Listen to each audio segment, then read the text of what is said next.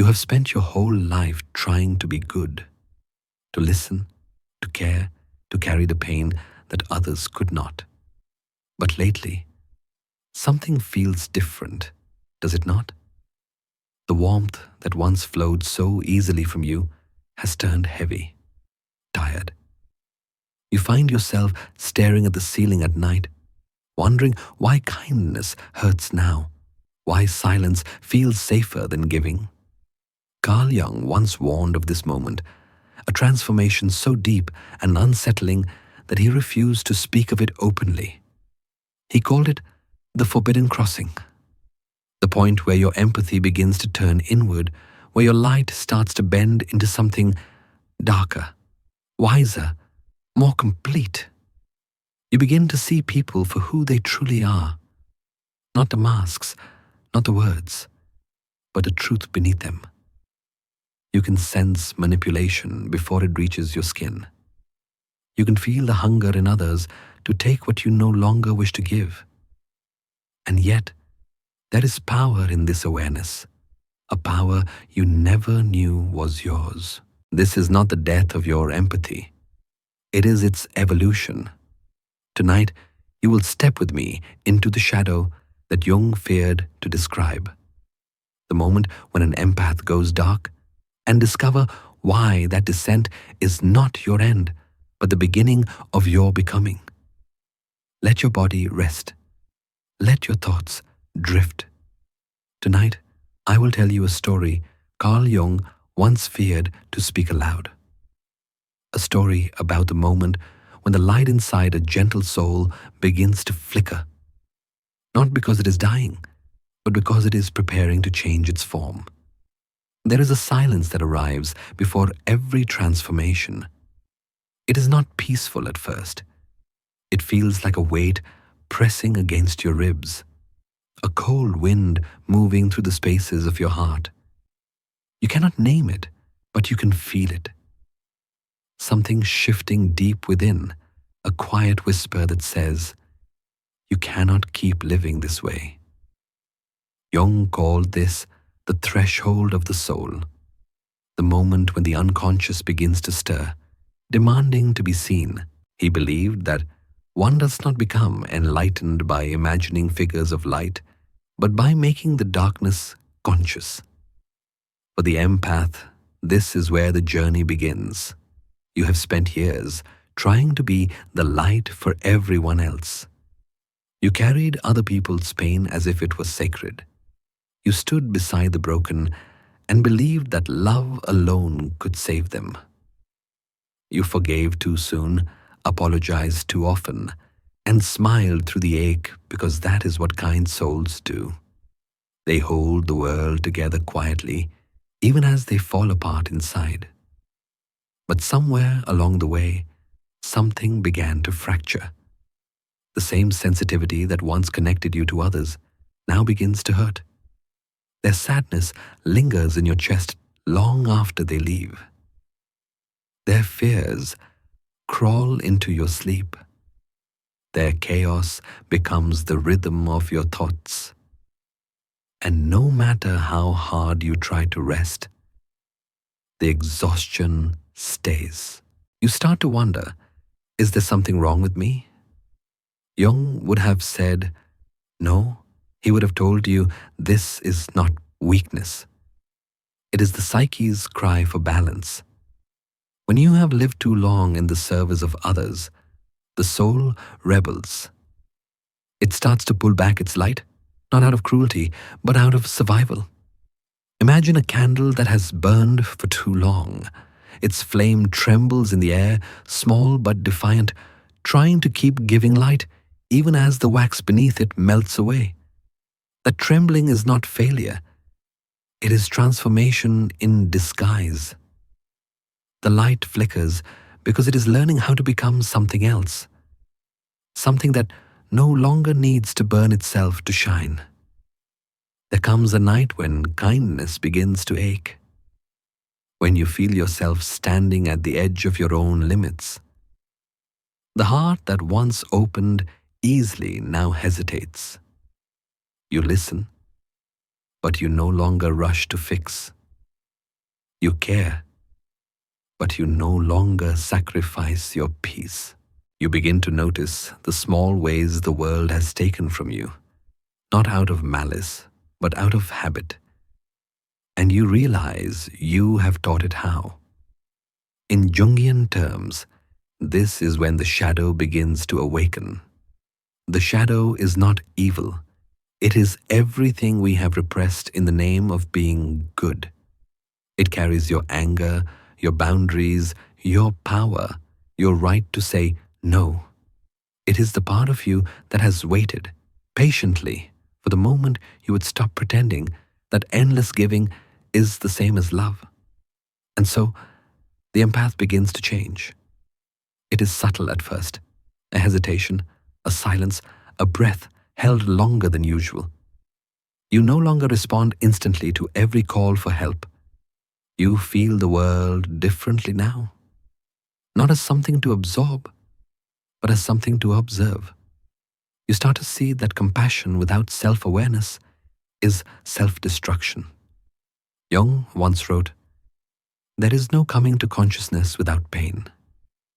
He understood that awakening always begins as discomfort. The mind resists, the ego trembles, the heart aches. Yet through that ache, something extraordinary begins to form. The person you thought you were starts to dissolve, and beneath the melting layers of identity, a new self begins to take shape.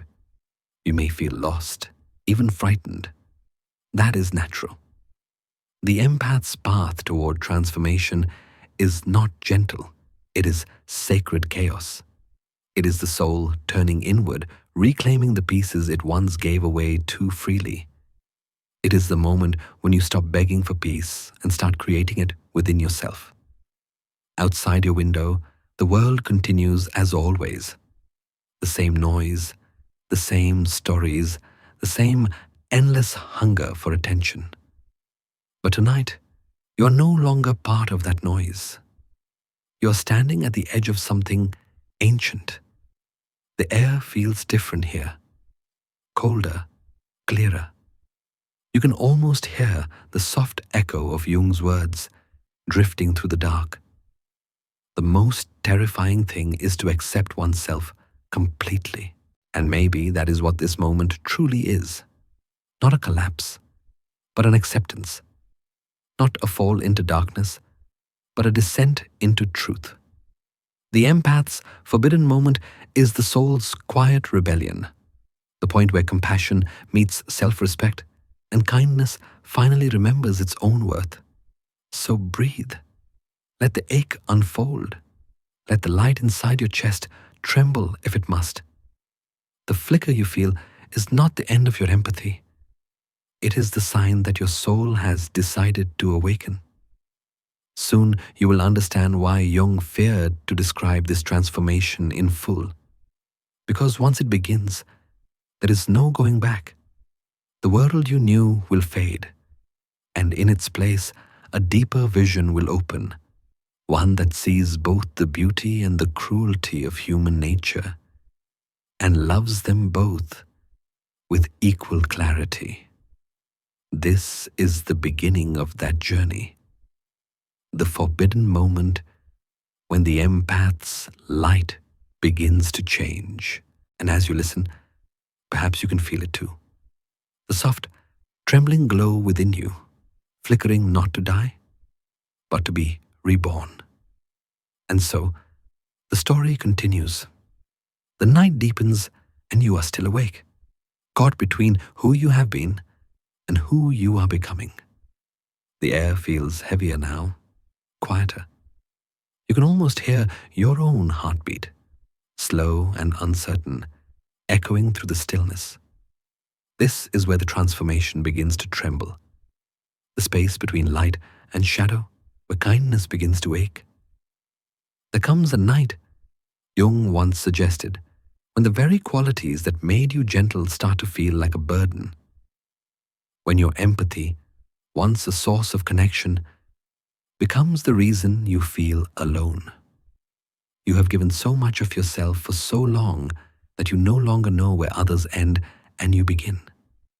You sense that something is shifting inside, not out of anger, but out of quiet exhaustion. You start to question everything: your worth, your purpose, even your goodness. You lie awake wondering, why does it hurt to care? But this ache, Jung would say, is sacred. It is the moment when your soul begins to demand balance, the point at which endless giving without return collapses under its own weight. Jung called it the dark night of the soul. It is not depression, though it feels like it. It is not punishment, though it hurts deeply. It is the psyche's way of forcing a rebirth. In his words, there is no coming to consciousness without pain. Every light must flicker before it steadies, and every soul must dissolve before it learns to see. You begin to notice small signs that you are nearing your breaking point. The smile you used to wear now feels heavy on your face. The words, "I'm fine," start to taste bitter. You find yourself avoiding people, not because you stopped loving them, but because you can no longer carry their storms. There is a strange relief in the silence, a peace that feels guilty at first, but also necessary. Do not fight it. This night is sacred. It has arrived to cleanse you of the weight you were never meant to bear. Jung believed that every person reaches this inner crossroads, a moment when the persona, the mask we show to the world, can no longer hide the truth of our fatigue. Beneath that mask lies a raw, trembling self that is finally ready to be honest. You are not weak for feeling this way. You are human. You are tired of being the sun in everyone else's sky while standing alone in your own darkness.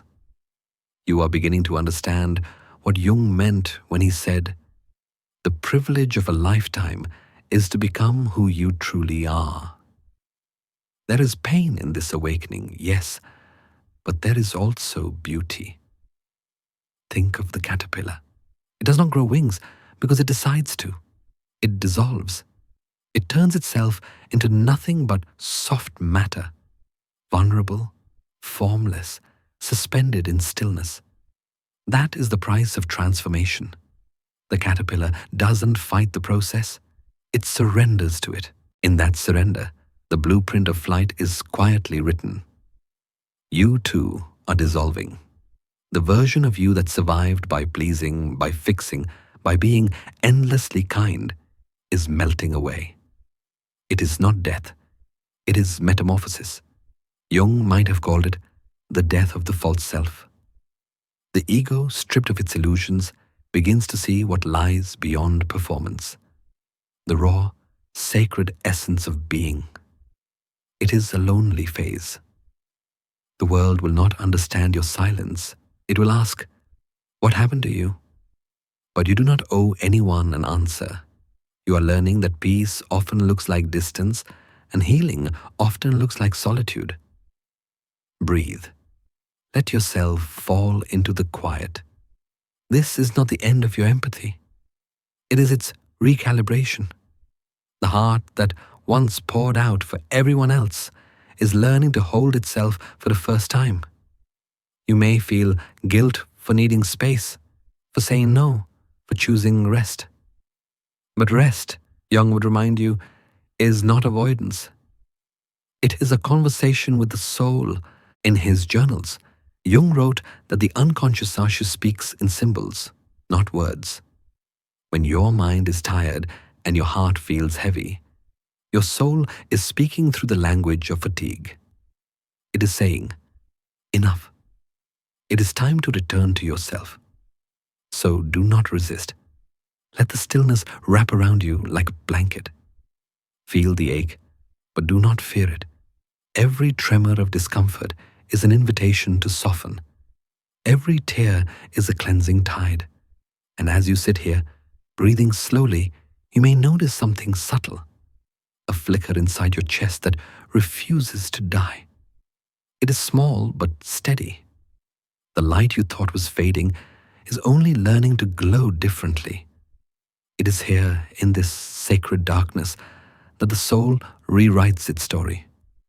Not with grand gestures or sudden revelations, but with quiet acceptance. The breaking point is not destruction, it is a doorway. The moment your kindness begins to ache is the moment your heart begins to awaken to its own boundaries. You are not losing your light. You are learning to let it rest. You are not falling apart. You are softening into truth. And as the night stretches on, you realize that nothing has been taken from you, only returned. The strength you have been searching for was never in endless giving. It was in knowing when to stop, when to breathe, when to let the world spin without you for a while. Outside, the stars continue their silent dance. Inside, something quiet stirs, a calm, a small understanding that whispers, the light is not gone. It is simply learning to shine from within. The dark night of the soul is not the death of empathy. It is its evolution. What you feel now is not the absence of light, but its transformation. As the candle trembles, the flame reshapes itself, preparing to burn steadier, wiser, and softer than before. This is the breaking point of light, the moment before the dawn when the old self dissolves and the new one, unseen but certain, begins to breathe. The night has not ended yet. You are still here, breathing quietly in the dark, feeling the echo of something tender and tired inside you. The breaking point has passed, but what remains is heavier than silence. It is not a wound you can see. It is a weight you carry without knowing how it began. You wake up each morning a little more drained, a little less certain of who you are. There is no single reason for the exhaustion. It is a quiet accumulation. One conversation too heavy, one goodbye too long, one more attempt to fix what was never yours to fix. You cannot name it, but you feel it, the sadness that is not entirely your own. Carl Jung once wrote, "The greatest burden a soul must bear is the unlived life within it." For the empath, that burden becomes multiplied. You not only carry your own unlived life, but fragments of everyone else's. You absorb what others cannot hold, and in doing so, you begin to forget the shape of your own light. Every empath knows this invisible ache. You walk through your days, sensing the moods of strangers, feeling the fear before they speak, catching their pain between breaths. When someone cries, it is as if the tears fall inside you. Each time another heart breaks, a drop of water within you changes color. It is not a choice. It is instinct. Your soul has always been porous, open, receptive. You learned early that your presence could calm storms, that your softness could heal others. But what no one told you is that healing comes at a cost. Each moment you absorb someone else's pain, a small piece of you bends to contain it. You adapt, you understand, you hold, until one day you realize that your empathy has turned into an invisible cage. Jung described this as the danger of identification with the collective unconscious. When the boundaries between the self and others dissolve in the archetypes and the collective unconscious, he warned that the empath's gift could become their undoing if they fail to separate what is theirs from what belongs to others. You may notice it in the small things, a sudden sadness that has no source, a heaviness that settles in your chest after talking to someone in pain, an anxiety that enters like smoke after a crowded room. You tell yourself it is empathy, but slowly it becomes fatigue. This is the paradox of compassion. The more open your heart, the more the world pours itself into you. And because you rarely close the door, every emotion, joy, fear, grief, hope, flows through you like an endless current. You are both the ocean and the sponge. You take in everything. You cleanse others. But what happens to the water when it becomes too heavy to carry? Sometimes you wonder if anyone truly sees you. People love the warmth you give, the calm you bring, the understanding you offer. But few stop to ask what it costs you to stay that kind. You smile, and they assume you are fine. They come to you for comfort, and you give it freely. Yet afterward, when the room is quiet and the lights go out, you feel hollowed out, like the echo of everyone else's story is still playing inside your body. Jung believed that the empath's sensitivity is not weakness, but a doorway into the deeper layers of consciousness. However, he also said, no tree can grow to heaven unless its roots reach down to hell. To touch divine light, you must first understand human darkness. For the empath, that means realizing that love cannot mean endless absorption. Compassion without boundaries is not healing. It is self-erasure. Take a slow breath. You have been living for so long in the light of others that your own glow feels unfamiliar, but your light is still here. Beneath the layers of borrowed sorrow, beneath the weight of unspoken pain, it has not gone out. It has only grown quiet, waiting for you to return. Imagine your empathy as a mirror. When you hold it up to others, it reflects the truth. But if you never turn it toward yourself, you forget your own reflection. The mirror becomes clouded, not from lack of light, but from too many fingerprints of the world. You have spent years polishing everyone else's reflection while your own has faded into the background. The time has come to remember it. This is not selfishness. It is sacred maintenance. Even Jung reminded his students that the healer must learn to heal themselves first, or they will bleed into every wound they touch. So tonight, let yourself feel the weight you carry. Do not rush to release it. Just acknowledge it. The pain you sense, the heaviness you bear, these are not flaws. They are signs that your heart has been too open for too long. The soul is asking you to pause, to filter, to rest. Outside, the world is still noisy with emotions, each one seeking a home. But you do not need to open your door to all of them. Not every cry belongs to you. Not every sadness requires your touch. You can care without carrying. You can love without losing yourself. As Jung once said, your visions will become clear only when you can look into your own heart. Tonight, that is where your vision begins. Not in fixing, not in absorbing, but in remembering. Close your eyes. Picture that light inside you again, small, trembling, patient. It does not ask to be shared right now. It only asks to be seen by you. Every tear you have ever caught, every ache you have absorbed, has not destroyed it. It has only deepened its color, made it wiser, more human. And as you breathe, perhaps you can feel it. The slow release of everything that was never yours.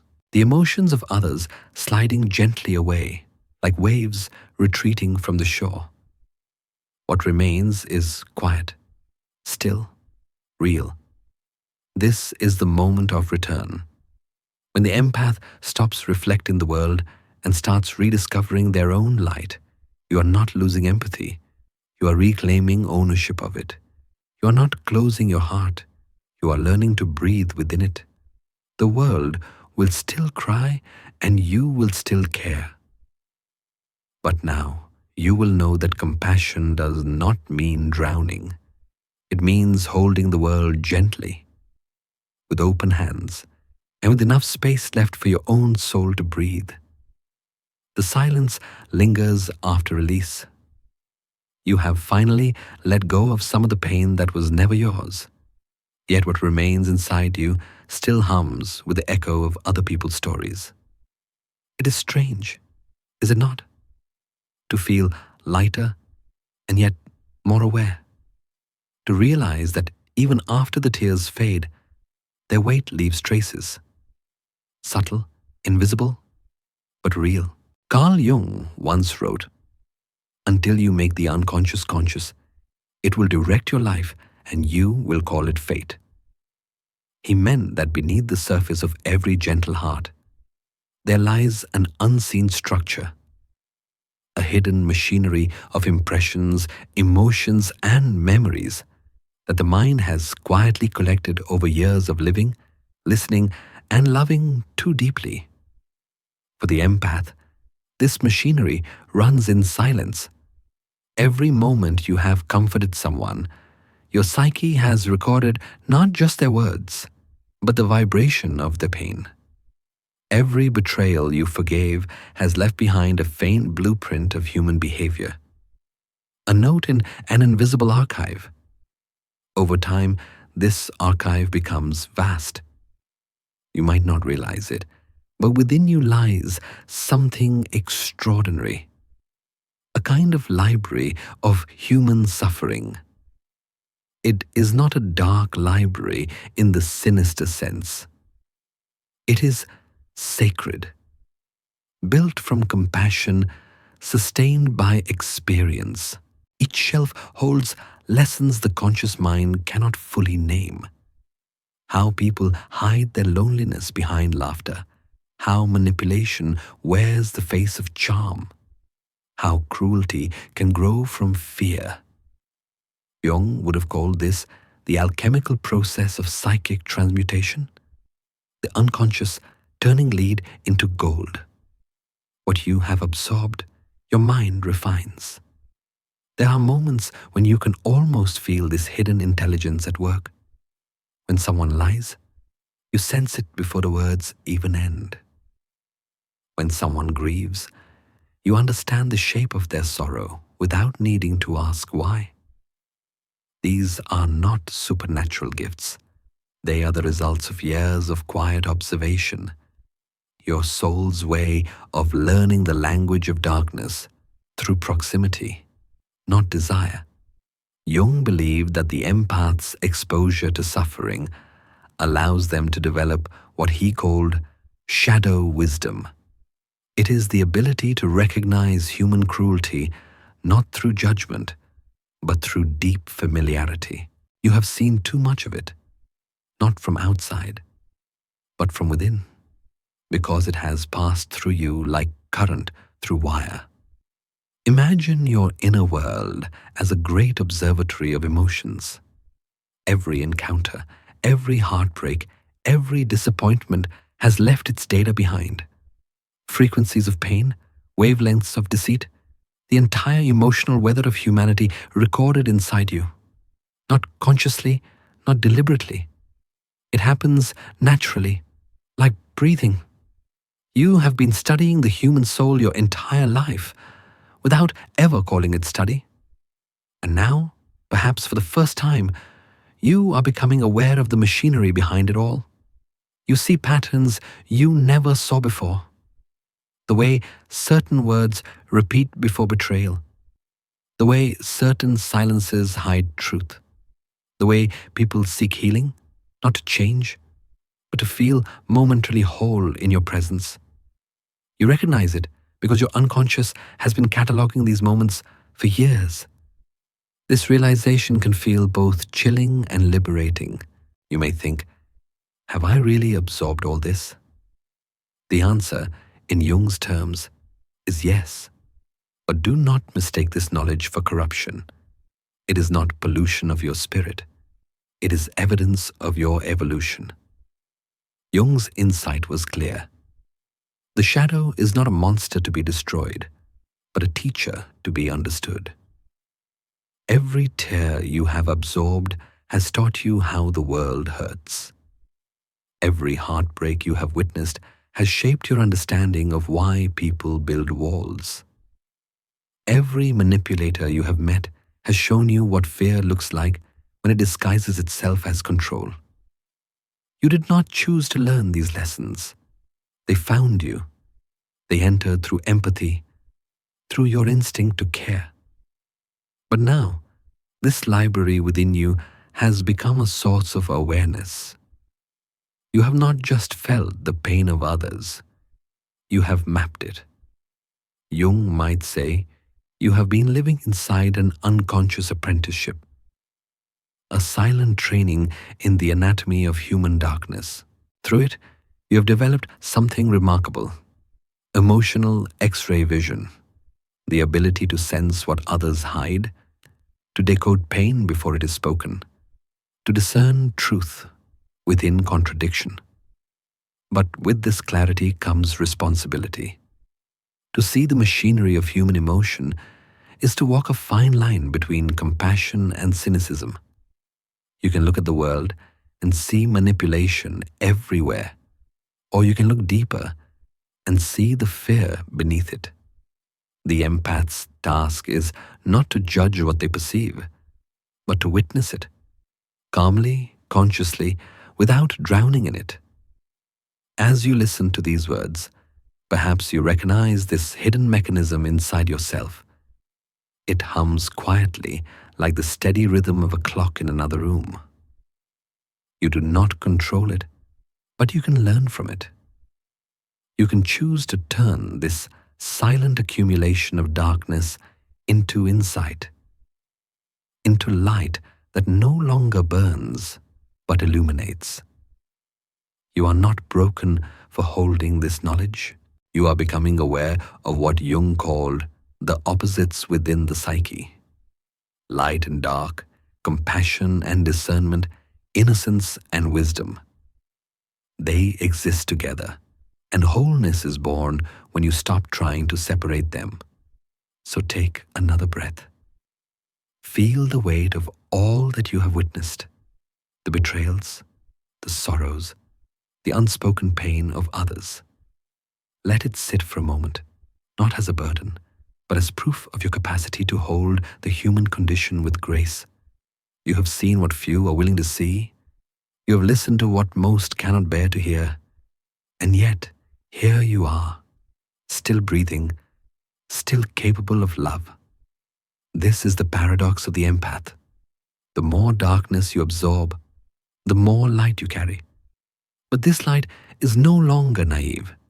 It is tempered, wise, patient, discerning. It no longer rushes to heal. It understands that healing begins with truth. Perhaps this is what Jung meant when he wrote, "In all chaos there is a cosmos. In all disorder, a secret order." The chaos you have carried was never meaningless. The hidden machinery of your empathy has been assembling wisdom, quietly, faithfully, in the background of your being. And now, as the night deepens and your breath slows, you can feel the machinery still turning, not with noise, but with purpose.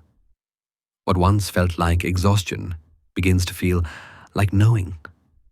What once felt like burden begins to feel like clarity. The library of pain within you has become something else, not a record of suffering, but a manual of understanding. And as you drift towards sleep, one truth settles gently over your mind. You were never just absorbing darkness. You were learning how to hold it, and in time, how to transform it into light. You have begun to see what lies beneath: the hidden machinery of empathy, the silent archive of pain that has been building inside you for years. Awareness has opened your eyes, but with it comes a new kind of weight. It is not the heaviness of sadness anymore, but of realization. You are starting to sense that what lives within you is larger, older, and far more complex than you imagined. This is where the gathering begins. All that you have absorbed, forgiven, and buried now starts to move. Slowly at first, like clouds before rain. The energy you once used to comfort others turns inward, and you begin to feel it stirring. It does not arrive as chaos or rage. It arrives as pressure, a dense stillness, the kind that fills the air before a storm breaks. Carl Jung once wrote, "One does not become enlightened by imagining figures of light, but by making the darkness conscious." Those words echo quietly inside you now. You understand that enlightenment is not escape. It is confrontation. The light you have been chasing all your life was never meant to blind the darkness. It was meant to illuminate it. The darkness within you is not your enemy. It is a collection of every emotion you were told to silence, every memory you were too kind to hold, every truth you swallowed to keep the peace. It is the voice of the self you abandoned so that others could remain comfortable. You have been its jailer for years, mistaking suppression for strength. But shadows do not die from denial. They gather. They wait. It is easy to think that darkness means evil, but Jung saw it differently. In his view, the shadow holds everything necessary for wholeness: instinct, passion, honesty, vitality. It contains what your conscious mind has rejected in the name of being good. And when you finally stop running from it, it does not destroy you. It restores you. Close your eyes for a moment and picture it. All the emotions you pushed away: anger, grief, jealousy, fear, circling like weather on the horizon of your soul. You can feel them now, gathering strength, forming patterns. Each one whispers, "Remember me." Though every act of forgiveness that felt unfinished, every pain you rationalized, every boundary you never spoke, they are all returning, asking not for judgment, but for recognition. The empath inside you trembles, unsure of what to do with this storm. For so long, you believed that being kind meant being clean, untouched by darkness. But Jung knew that the psyche does not heal through purity. It heals through integration. He wrote, "There is no coming to consciousness without pain.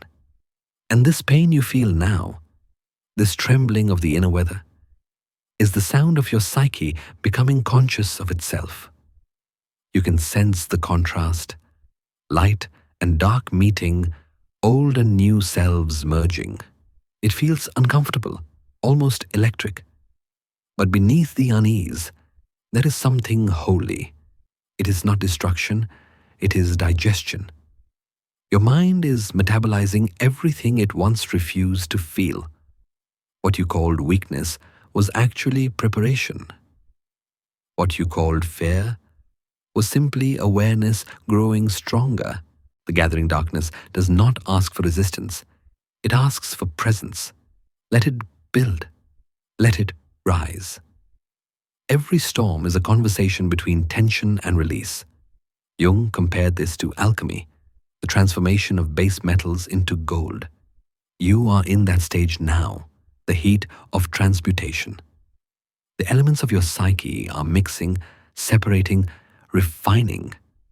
The light and shadow are learning how to coexist. There may be nights when it feels like too much, when your own thoughts seem to echo louder than the world outside. You might catch yourself remembering things you thought were long gone, faces, moments, regrets. Do not run from them. They are fragments of your unconscious, resurfacing to be understood. They are not punishments. They are invitations. Jung described this process as the confrontation with the shadow.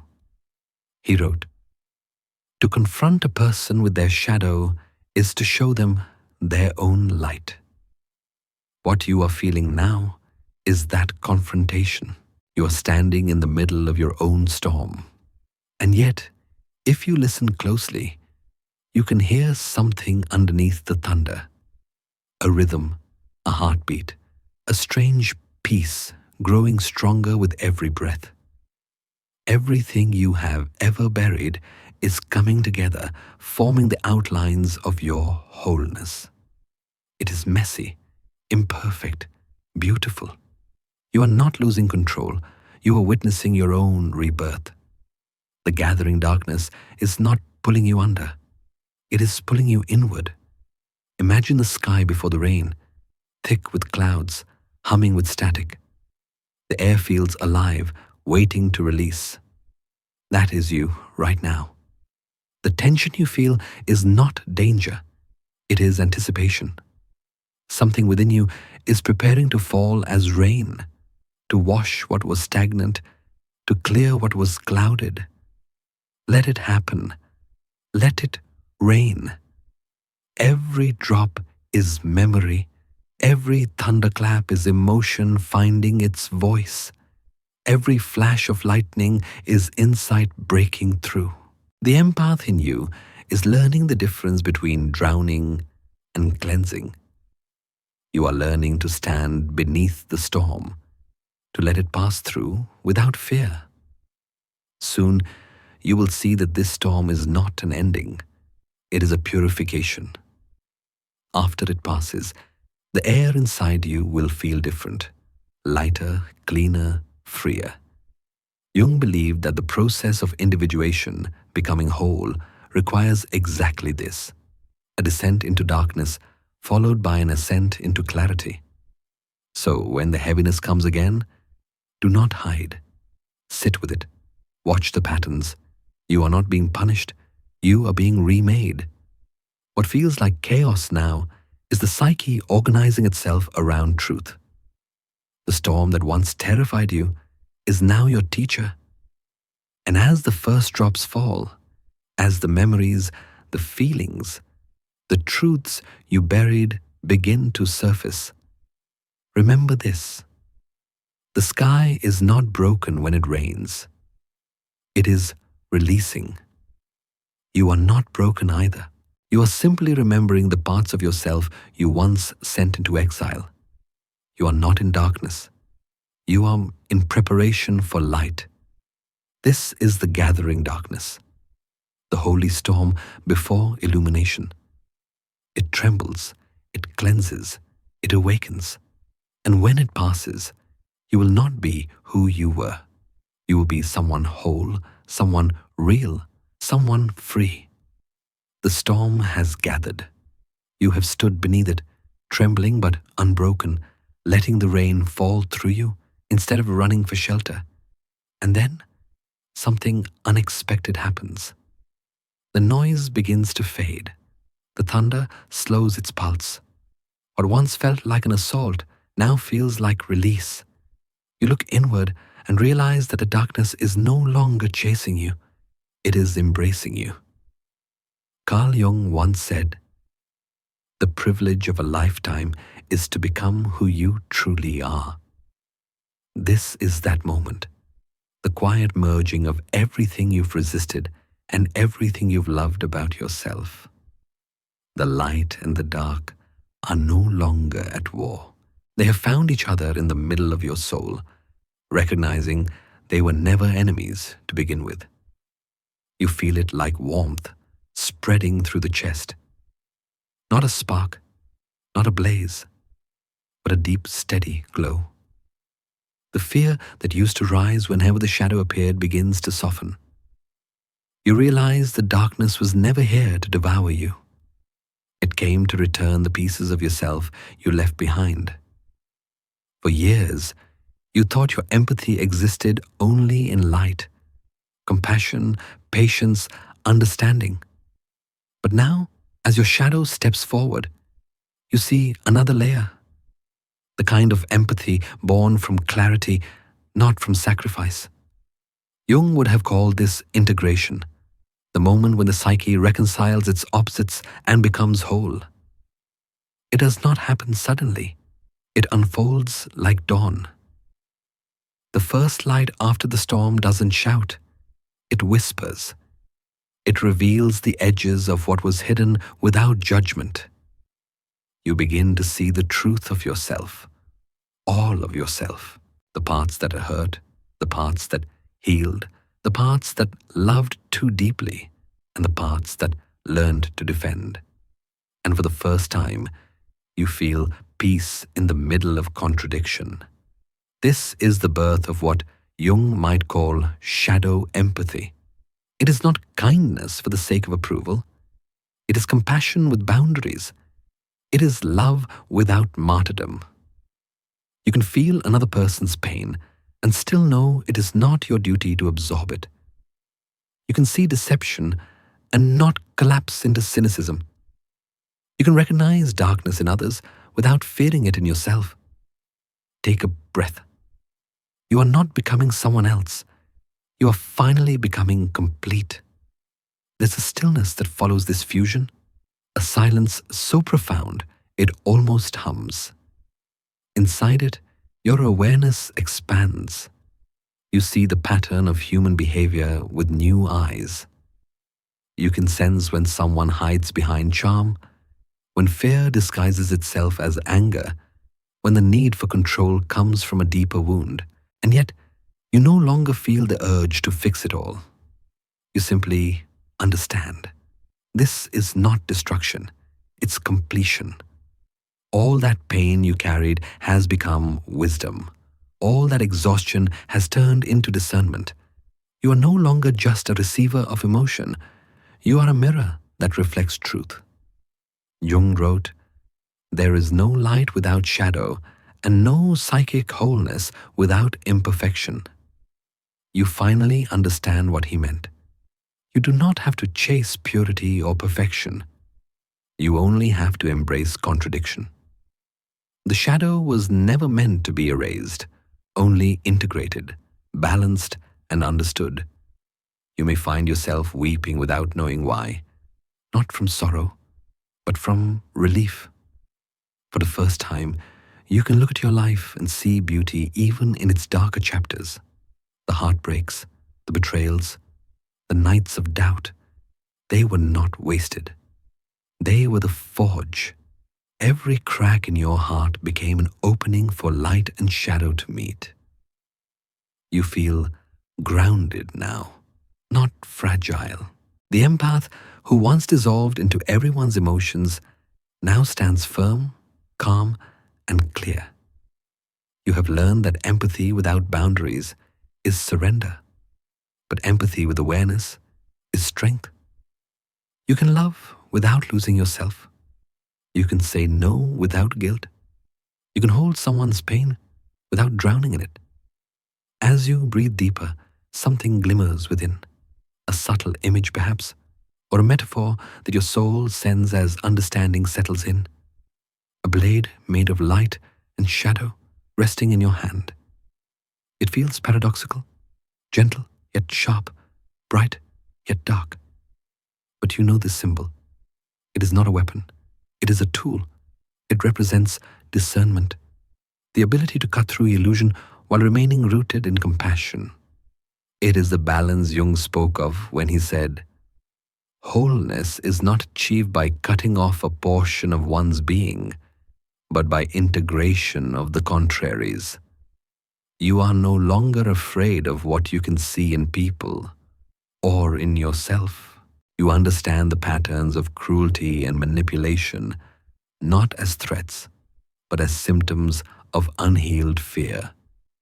You no longer respond with panic, but with quiet power. This is the gift of shadow empathy, the capacity to understand darkness without absorbing it, to stand in truth without losing tenderness. It feels sacred, the calm after revelation. The air is clearer, your mind slower, your heartbeat steady. You realize that the darkness within you never wanted to win. It only wanted to be seen, to be acknowledged, to be part of your light. And now, as the two merge, you feel something resembling serenity, the kind that cannot be broken because it no longer depends on avoiding pain. So sit with this feeling for a while. Let it wash through you. You have crossed the threshold Jung feared yet admired, the point where human consciousness evolves beyond polarity. You are no longer chasing light or hiding from shadow. You are learning to be both. Outside, the world still moves with its usual noise and chaos. But within you, there is only balance, the soft hum of unity. You are holding your own duality with grace, knowing that power and peace can exist in the same breath. When you open your eyes again, the world will look the same, but you will not. You will speak with more calm, love with more clarity, walk with more purpose. Because now you understand. The light within you is stronger when it knows the dark that shaped it. The storm has ended, and the air carries a quiet promise. You lift your hand, feeling the weightless balance of the invisible blade. Half shadow, half light. And you know that from this night on, you will no longer fear the darkness. You will walk with it, not as its victim, but as its keeper. The fusion has settled. The storm has passed. What remains inside you now is not turmoil, but clarity, a silence that feels alive. You have faced the darkness, and instead of fighting it, you learn to hold it. That choice changed everything. You no longer feel fragile. The fear that once haunted your kindness has dissolved, and in its place stands something steady. Something that understands that love without strength is not wholeness. Jung once wrote, "No tree, it is said, can grow to heaven unless its roots reach down to hell." And now you see what he meant. To touch the light fully, you had to claim your roots, even the ones buried in shadow. This is the beginning of a new stage, not of innocence, but of wisdom. You are the same empath who once felt everything too deeply, who once gave until it hurt. But now something within you has awakened. The same heart that once absorbed the world's pain has learned to filter it. You understand now that compassion without discernment leads to self-erasure. You can heal with one hand and protect with the other. The energy around you has changed. Where there used to be constant exhaustion, there is quiet control. The empathy that once made you vulnerable now makes you powerful, because it has learned form. Like water finding the shape of its vessel, your kindness now flows where it is meant to, not where it is demanded. There is a word Jung often used, individuation, the process of becoming whole, of uniting the conscious and unconscious, of living from your true center. That is what this feels like. You are no longer acting out of reflexive goodness. You are responding from awareness. Every act of kindness now carries intention. Every boundary now carries love. You are being reborn, not as a savior, but as a guardian. The empath in you still loves deeply, still understands the ache of others, still sees beauty in the broken. But this time, you no longer sacrifice yourself for that beauty. You no longer pour endlessly into people who bring only emptiness in return. You are learning what Jung meant when he said, "What you resist persists, what you accept transforms." You have accepted your own power. It hums quietly beneath your gentleness. It does not roar. It radiates. You can feel it, the new balance of your being. Once your heart was a candle flickering in the wind, fragile, exposed, determined to light the darkness for everyone else. But now, you are a torch. You know where to burn and where to rest. Your flame no longer fears the night. It chooses it. This is the birth of the warrior, not the fighter who destroys, but the soul who protects. The warrior empath does not build walls. They build gates. They decide who and what enters their sacred space. They understand that love without self-respect is not love at all, but surrender. There is a different rhythm to your breath now. Each inhale feels like strength. Each exhale feels like calm. The same sensitivity that once overwhelmed you now acts as guidance. You can read the emotional currents around you like tides. You know when to wade in, when to step back, when to let others face their own storms. Jung believed that every transformation requires tension between opposites. There can be no consciousness without pain, he said, and now you understand why.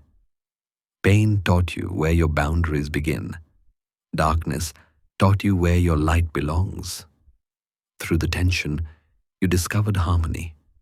You move differently now, slower, more deliberate, like someone who knows the value of their own energy. You no longer explain your worth to those who cannot see it.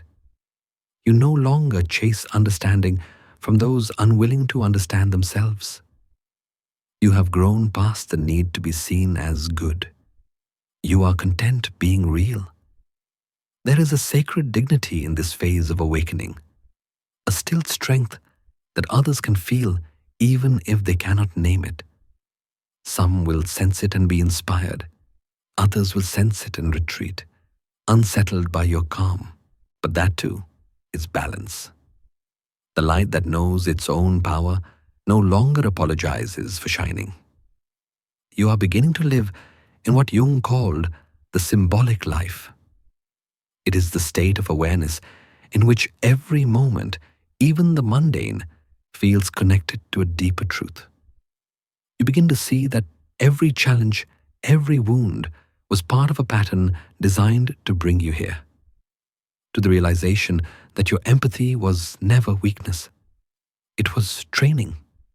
The warrior in you does not seek revenge for the past. It honors it. It knows that those who hurt you were teachers, uninvited perhaps, but necessary. They showed you the limits of blind compassion. They shaped your discernment.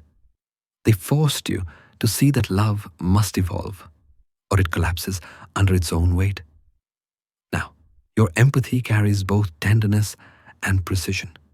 You can walk into someone's pain and know how to help without losing yourself in it. You can say, I understand, without adding, I'll fix it. That distinction is freedom. The people who once drained you will begin to fall away, not because you hate them, but because your energy no longer feeds their patterns. Your presence has changed its frequency. You attract those who meet you in mutual respect, mutual growth, mutual truth. And through it all, you remain gentle. Because true strength, Jung said, comes not from the absence of vulnerability, but from the courage to live with it. You are still open-hearted, still sensitive, still deeply human. But now, your sensitivity is your sword, not one that cuts, but one that clarifies. You have become what the world desperately needs, but rarely understands. A soul that loves fiercely and protects wisely. A torch that knows where to burn and where to rest. So as you close your eyes tonight, feel that fire within you. It does not demand attention. It does not consume. It simply glows, steady, clear, and calm. You are no longer trying to save the world. You are learning to stand within it, whole and awake. And as you breathe, softly and deeply, let this truth settle into you. You are not the candle anymore. You are the torch, the one that chooses where to shine and where to rest in sacred darkness.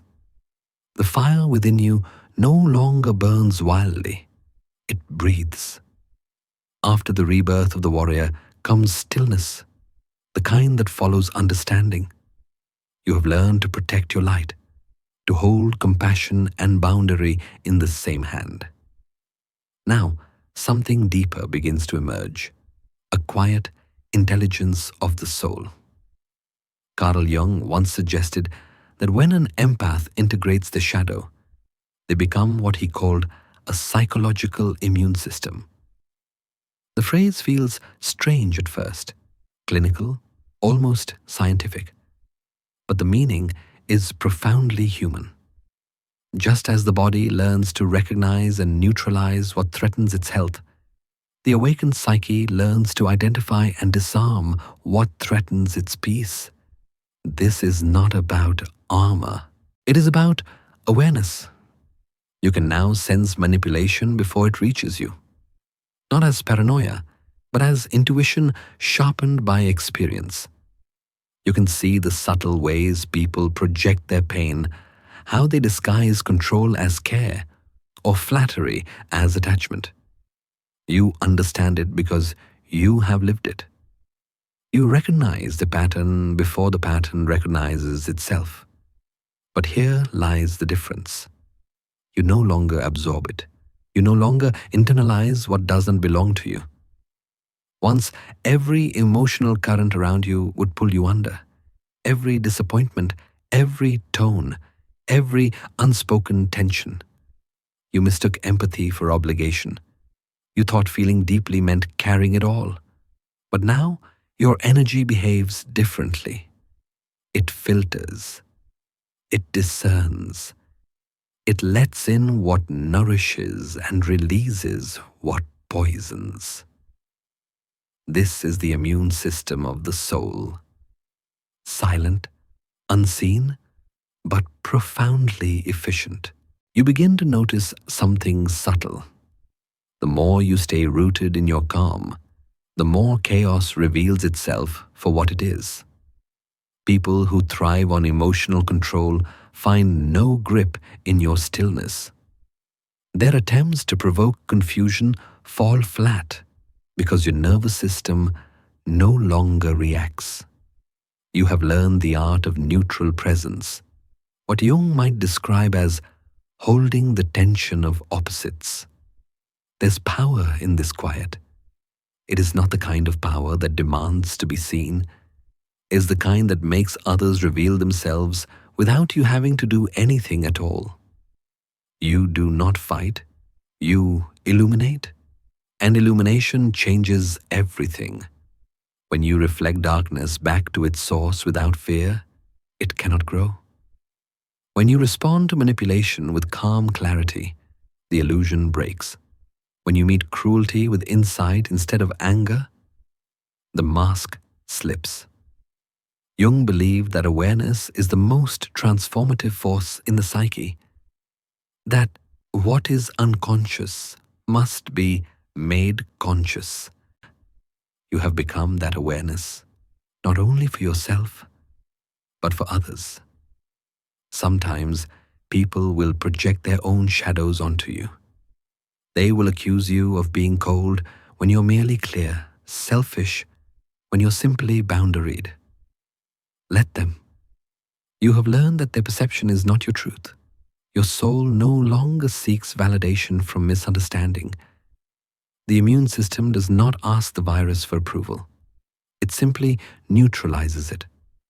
This phase of your evolution carries a new serenity.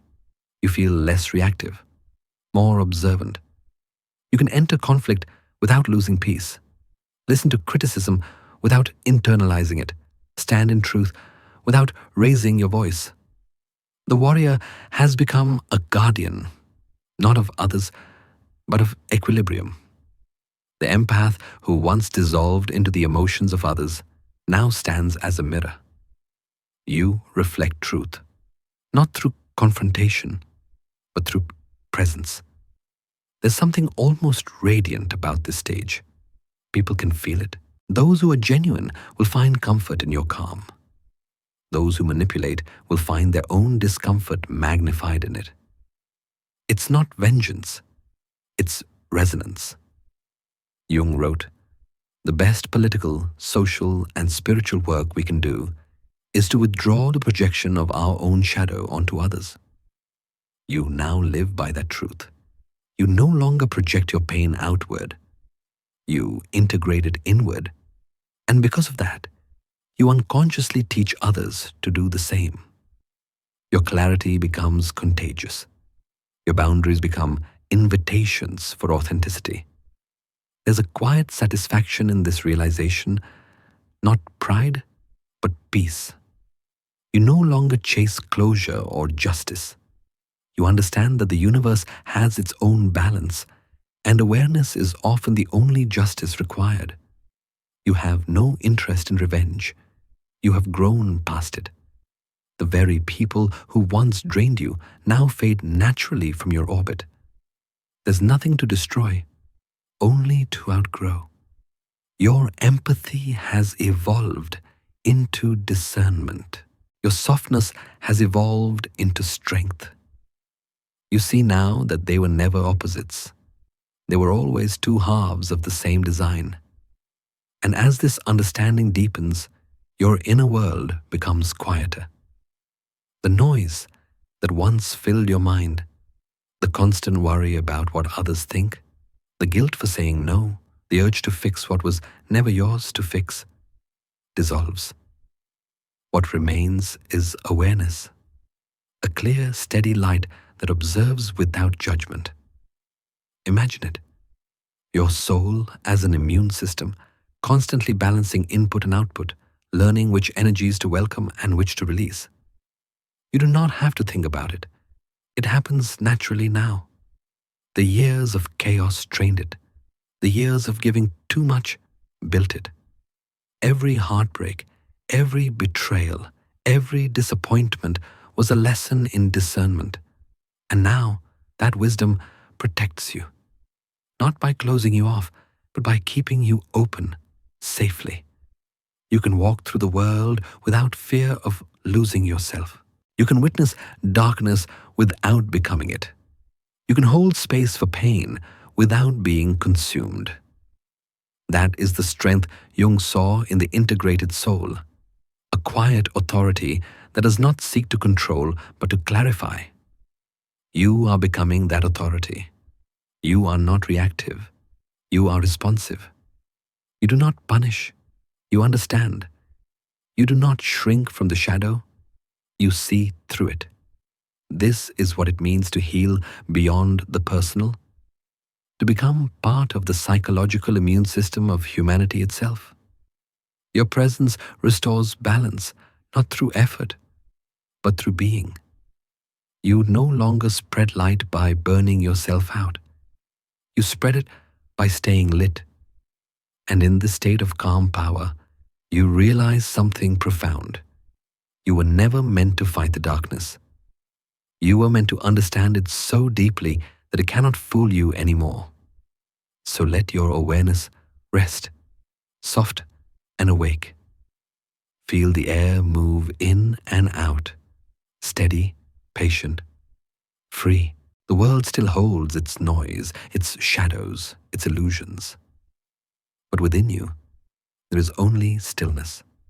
And in that stillness, Jung's words echo gently, a reminder and a truth.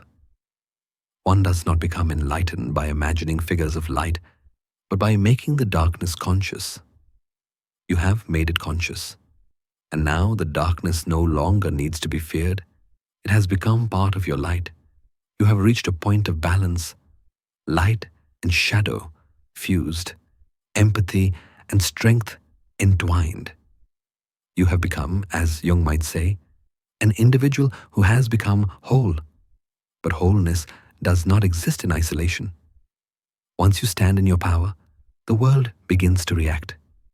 Carl Jung once warned that the most dangerous psychological truth is the one that challenges the collective illusion. He understood something that few dared to admit. Society depends on empaths, on the gentle, the understanding, the endlessly giving, to absorb the emotional waste of the world. They are the silent stabilizers, the ones who carry the unspoken pain that keeps the system running. But what happens when those empaths stop absorbing? What happens when the quiet souls who carried everyone else's darkness decide to stop? Jung feared that moment. He called it the collapse of projection. When individuals cease to serve as containers for the unconscious material of the collective. The empath, by nature, has always been society's sponge. Every unhealed wound, every repressed fear, every collective guilt quietly seeps into their hearts. It is how the world maintains its emotional balance, by allowing a few to carry the weight of the many. And yet, as you grow, as your awareness sharpens, that silent contract begins to break. You feel it, do you not? That subtle tension between your newfound clarity and a world still built on confusion. You can sense it in conversations, in relationships, in the air itself. The discomfort of those who once leaned on your endless compassion. Jung saw this coming. He wrote, "The greatest threat to the collective order is the individual who no longer submits to it." When the empath awakens, when they stop offering free emotional labor to the world, the structures built on their compliance begin to tremble. The balance shifts. A world built on borrowed kindness begins to shake. It is not rebellion, it is revelation. The empath who once absorbed everyone's pain now reflects it back, not with cruelty, but with honesty. The mirror is no longer fogged by guilt or obligation. It shows things as they are. The manipulations, the projections, the cultural patterns of emotional exploitation that society has normalized for centuries. You see this now with calm eyes. You are not angry. You are awake. But awakening for the empath can feel like standing on ground that no longer holds still. People who once praised your kindness now call you distant. Institutions that once benefited from your self-sacrifice now label you defiant. You are no longer the healer they can control. You have become the conscience they cannot silence. The ground trembles under your feet, not because you are unstable, but because the world is not used to your balance. Jung understood this paradox. The individual must shoulder the burden of consciousness which the collective avoids. The awakened empath becomes that burden bearer, but this time not through submission, through awareness. You have become uncontrollable, not because you seek chaos, but because you no longer feed the illusion. You no longer play the role of the perpetual giver who absorbs everyone's pain just to keep the peace. You no longer validate dysfunction with silence. You no longer apologize for saying no. And in that refusal, something extraordinary happens. The emotional economy of the world begins to shift. Imagine a planet where every empath decides to stop absorbing the collective darkness, where they stop saying it's fine when it isn't, where they stop forgiving without accountability, where they stop translating pain for those who refuse to listen. The surface of the earth would tremble under that awakening, not in destruction, but in recalibration. The ground shakes beneath the feet of those who once bowed. That's how it feels. The tremor of self-respect returning to those who once knelt under the weight of others' expectations. And yet, even in this upheaval, there is peace in your power. You are not raging. You are reclaiming. You are not tearing the world apart. You are restoring its balance. Every system that depended on your silence now faces its own reflection. Every manipulator, every narcissist, every institution built on emotional labor begins to see that the supply has ended. This does not make you cruel. It makes you conscious. Jung believed that true transformation begins when the individual withdraws their projection from the collective, when they stop living as extensions of others' expectations. You are doing that now. You are stepping out of the myth of endless giving and into the reality of self-sovereignty. It may unsettle others, but it will free you. Because the truth is, the world has always feared the empath who stops serving and starts seeing. You have become that person. You have become what Jung called the dangerous man or woman who is no longer caught in the collective hypnosis.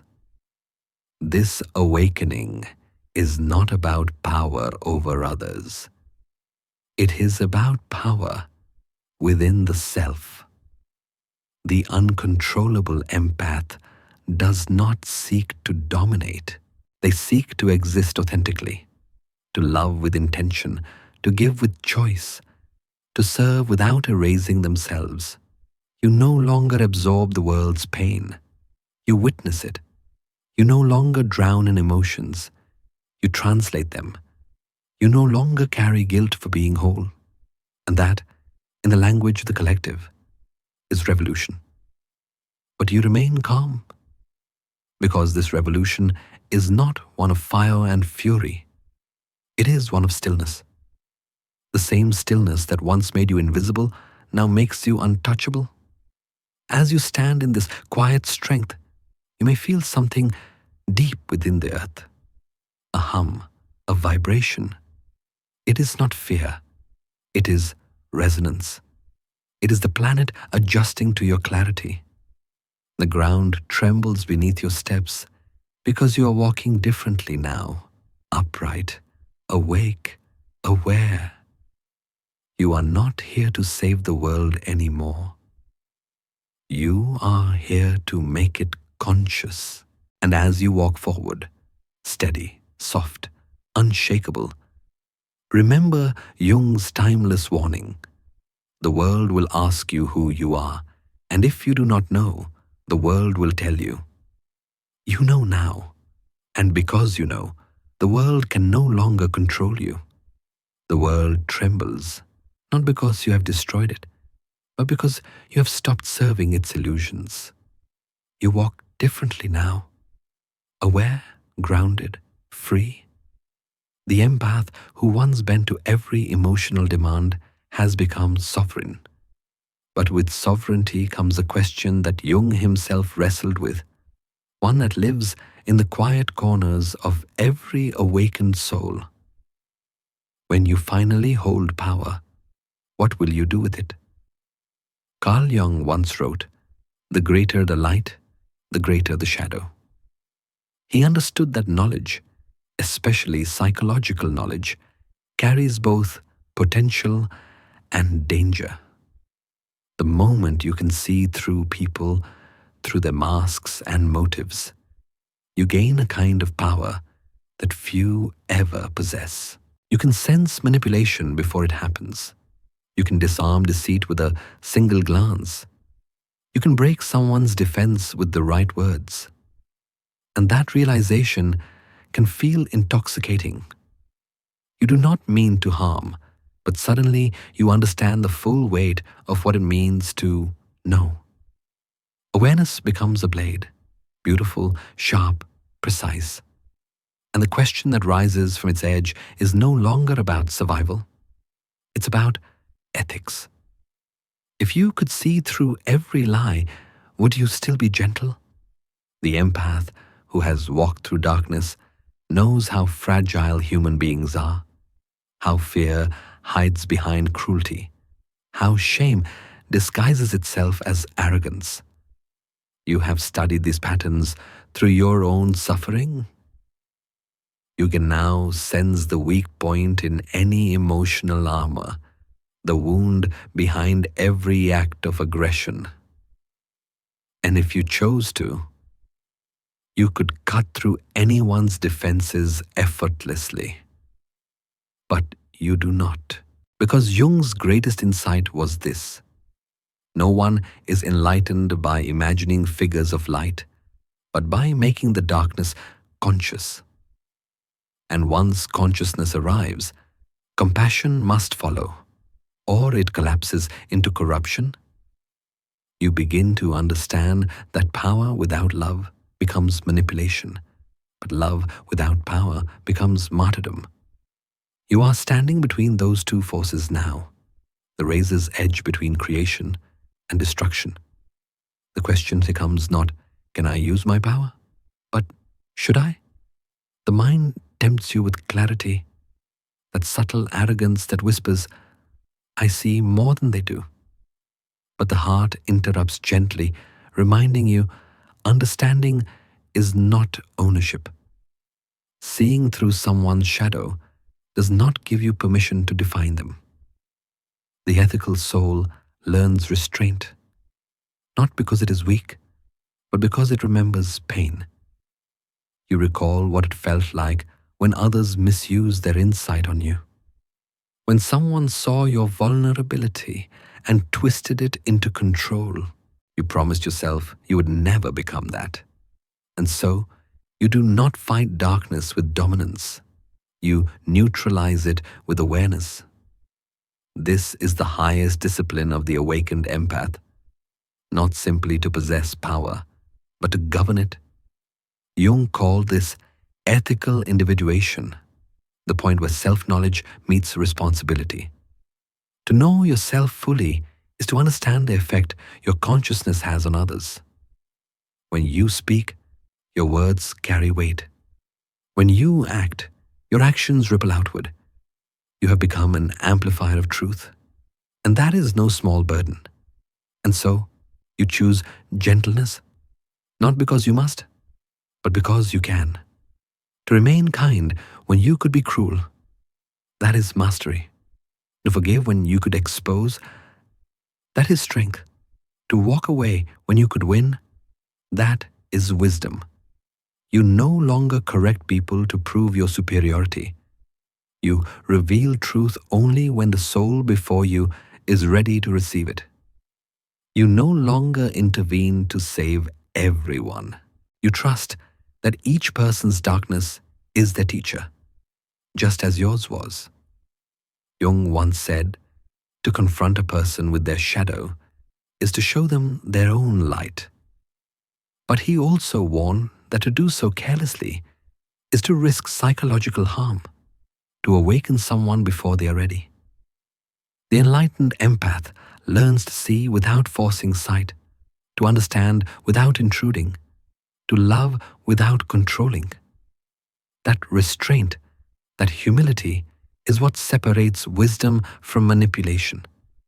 Sometimes you will feel the temptation to speak the truth that could break someone's mask, to expose the shadow you see so clearly. But then you will remember, transformation cannot be forced. It must unfold. Your task is not to destroy illusions, but to illuminate them gently so others may choose to see for themselves. There is serenity in this awareness. You no longer carry the need to prove your perception. You are not here to dominate the unconscious of others. You are here to embody your own. Power, when purified by compassion, becomes light that does not blind. It becomes warmth instead of flame. It becomes presence instead of force. You start to feel it in your own being, the subtle equilibrium of strength and mercy. You can stand firm without aggression, speak truth without superiority, protect without punishing. You no longer need the world to validate your goodness. You simply live it. And so, when someone asks, how do you stay so calm? You might smile softly and say, because I finally understood. Clarity is not meant to wound. It is meant to heal. You do not fight. You illuminate. That sentence, so simple, so quiet, carries the essence of the stage. Illumination is not confrontation. It is revelation through peace. The ethical empath becomes a mirror so clear that others can finally see themselves without distortion. But even mirrors must know when to turn away, because there will be moments when truth feels too heavy for another to bear. And in those moments, silence becomes compassion. Jung called this holding the opposites, the ability to contain contradiction without collapsing into it, to know everything and still choose stillness, to see darkness and still choose to love. The power you hold now does not roar, it hums, it moves like water, patient, observant, unyielding in its gentleness.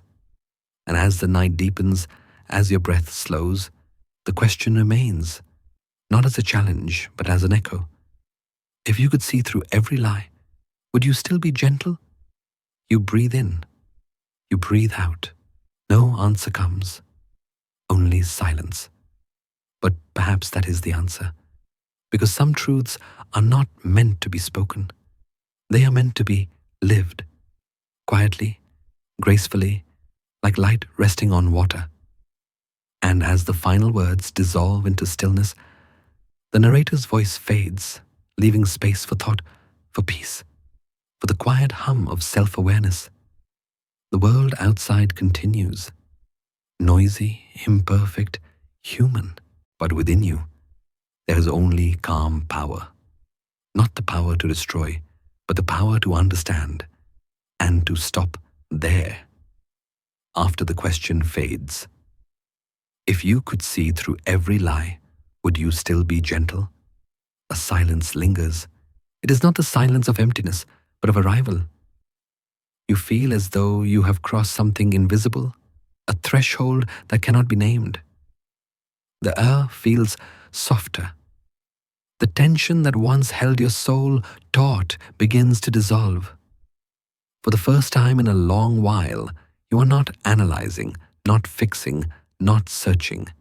You are simply breathing. Carl Jung once wrote, "Wholeness is not achieved by cutting off a portion of one's being, but by integration of the contraries." That truth now lives in you. You understand it not as philosophy, but as experience.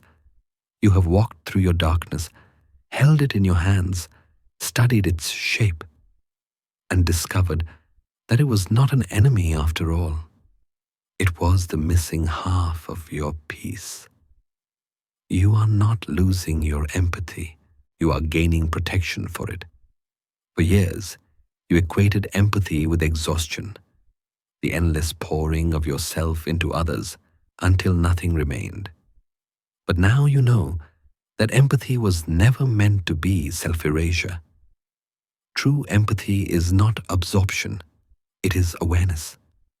It is seeing clearly without collapsing, loving deeply without dissolving. You are becoming what Jung called an integrated self, a being who no longer swings between extremes of light and dark, love and fear, giving and depletion. Inside you now, the opposites have learned to coexist. Like two rivers meeting in quiet convergence, they no longer fight for direction. They merge, becoming something wider, stronger, calmer. You can feel it, the harmony within the contradiction. The light in you no longer fears the dark. The dark in you no longer resents the light. You are the ocean that contains both storm and calm. Every wave that once terrified you has become part of your rhythm. You realize that peace is not the absence of movement. It is the ability to flow with it. The world would still roar and shift around you, but inside, there is now a quiet certainty, a center that no longer breaks. This is the peace of wholeness, not perfection, not purity, but acceptance. You understand now that there was never anything to fix. You were never broken, only divided. The shadow you feared was simply the part of you that waited to be welcomed home. All the years you spent trying to be good, to be light, to be enough, were leading you to this, the realization that you already were. Jung believed that the goal of life was not happiness, but completeness. The privilege of a lifetime, he said, is to become who you truly are. And becoming who you are means embracing everything: the tenderness and the rage, the patience and the fire, the healer and the wounded. You are not here to eliminate parts of yourself. You are here to integrate them. The peace you feel now is not passive. It hums quietly, like the steady heartbeat of the universe. It is the still point within motion, the clarity within chaos. When you look back at the path you've walked, the breaking, the storms, the shadows, you no longer see tragedy. You see evolution. Every fall was an initiation. Every heartbreak, a teacher. Every night spent doubting yourself was a slow preparation for dawn. And now, as you rest in this awareness, you understand something profound. You did not find peace by running from darkness. You found it by holding it close enough to recognize its face. Your empathy has matured. It no longer tries to save everyone. It simply sees. You can sit beside another's suffering without losing your own center. You can feel the ache of the world without confusing it for your own. And in that, you have discovered the purest form of compassion, one that is steady, sustainable, and free. You no longer need validation for your light, nor shame for your shadow. Both belong to you, both serve you, both are sacred. And so, when you look into the mirror now, you no longer see fragments. You see a continuum, a being made of contradictions, held together by grace. You can finally rest in the truth that peace is not a destination.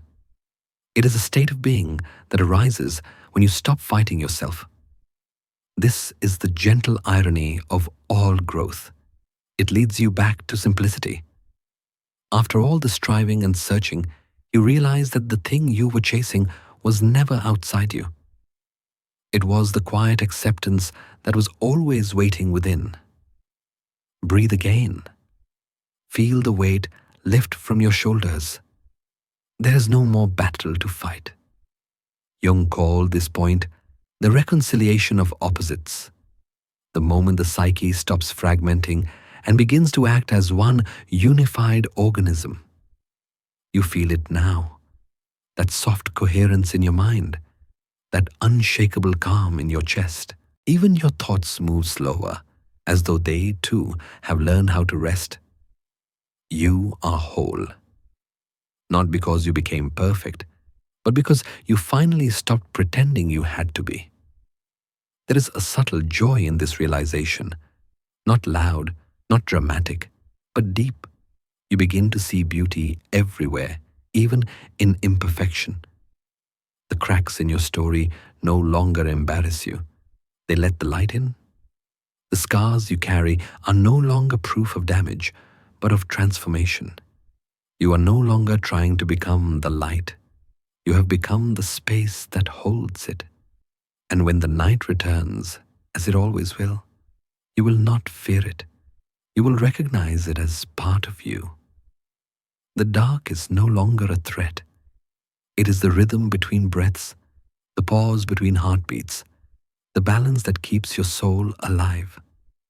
So rest now. Let the peace settle deeper. The storms will still come, but they will no longer uproot you. The light will still shine, but it will no longer blind you. You have found the middle, the quiet equilibrium that Jung called the self, where all contradictions find their home. In this stillness, you can finally whisper to yourself, not as hope, but as truth. You are not losing your empathy. You are gaining protection for it. You are not drifting away from your light. You are learning how to carry it through the dark. And somewhere in the silence that follows, the world seems to exhale with you. Because in becoming whole, you have not escaped humanity. You have embodied it. You are the ocean, vast, ancient, endless. You hold the storms, you cradle the calm, and you move in rhythm with the universe itself. And as you rest, the tide inside you finally finds its peace. The waves have quieted now.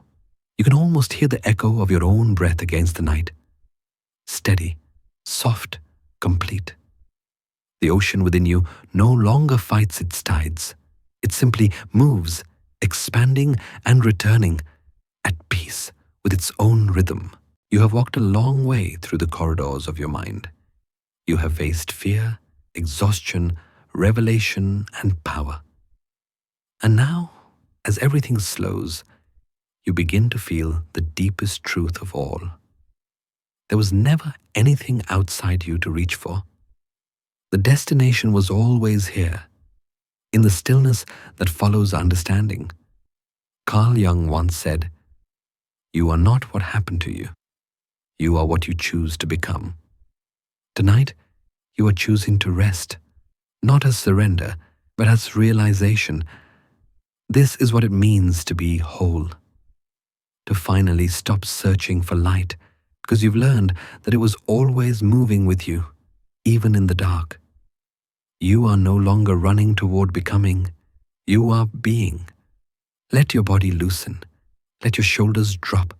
Let your breath return to its natural pace. There's nothing left to figure out, no more to fix or fight.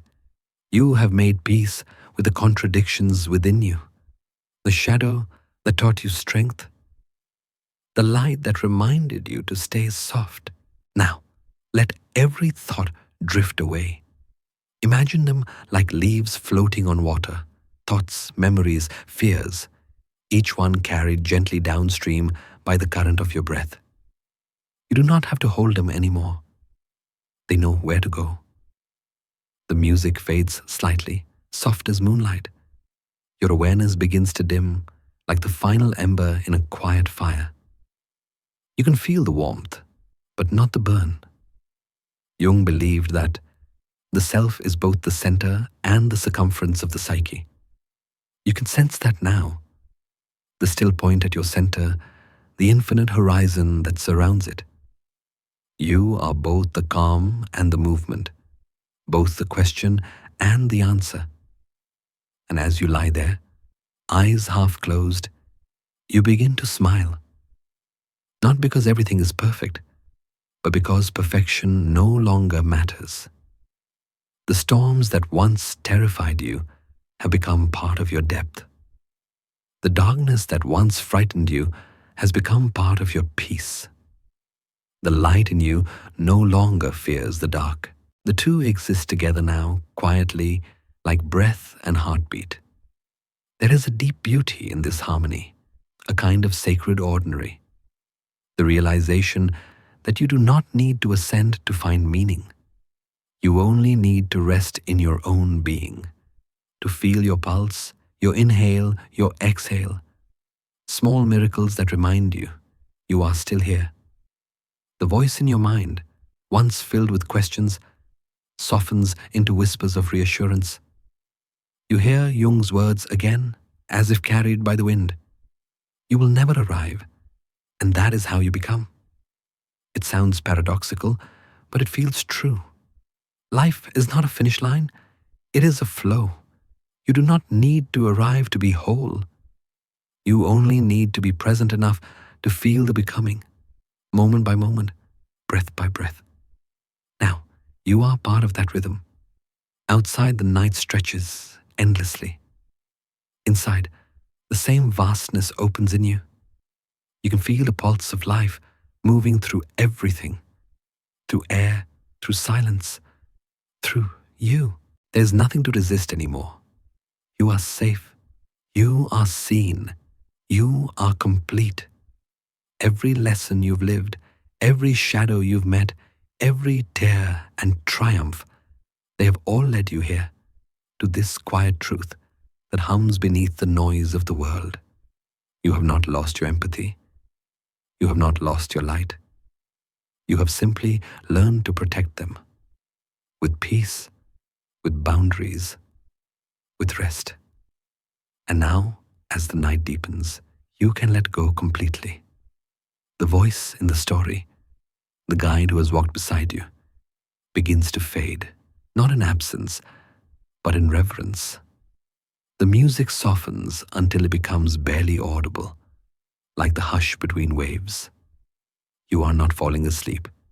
You are dissolving into stillness. You are becoming the ocean again, infinite, unbroken, serene. Every breath expands you. Every exhale releases the weight of being human. Your consciousness floats gently between waking and dream, where form and meaning blur into something softer, something timeless. And in that liminal space, you feel one last realization rising, not in words, but in presence. There was never a battle between light and shadow. There was only the dance, the eternal motion of the soul learning how to hold both. Now, rest in that knowing. The world outside continues, its noise, its stories, its constant movement, but you no longer need to chase it. You are home in yourself. The guide's voice returns one last time, quieter than before, as if speaking from within you. You will never arrive, and that is how you become. The light in you no longer fears the dark. Rest now, complete. The words dissolve into the air. A final breath, a gentle heartbeat, and then silence. The kind of silence that feels alive. The kind that holds you rather than empties you. Outside your window, the night hums, soft, endless, forgiving. Inside, the same stillness answers, and as everything fades, the voice, the thoughts, even time itself, only peace remains. You drift not away, but inward, into the calm center of all things, where the soul finally whispers its truth. You are whole. You are free. You can rest now. And now, as the story reaches its quiet end, everything returns to stillness. You have walked through the dark and the light, through pain, revelation, and peace. You have faced the shadow and discovered that it was never there to harm you. It was there to complete you. Inside you now, there is a calm rhythm, the pulse of someone who no longer needs to chase meaning because they have become it. The light in you no longer fears the dark. The dark no longer hides from the light. They rest together now, softly, like waves, folding into one another beneath the moon.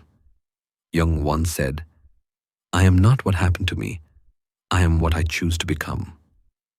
And tonight, you choose rest. You choose quiet becoming. Not through effort, but through acceptance. Let go of the day. Let your breath slow. Let the world outside fade into gentle distance. You are safe here. You are whole here. You are part of something vast and endlessly kind. Every thought can drift away now, like clouds passing through an open sky. There is nothing left to do, nothing left to understand. Only this moment, soft, quiet, infinite. The story ends, but your becoming continues, peacefully, silently, like the tide. Close your eyes, breathe deeply, and let the night carry you home. Good night.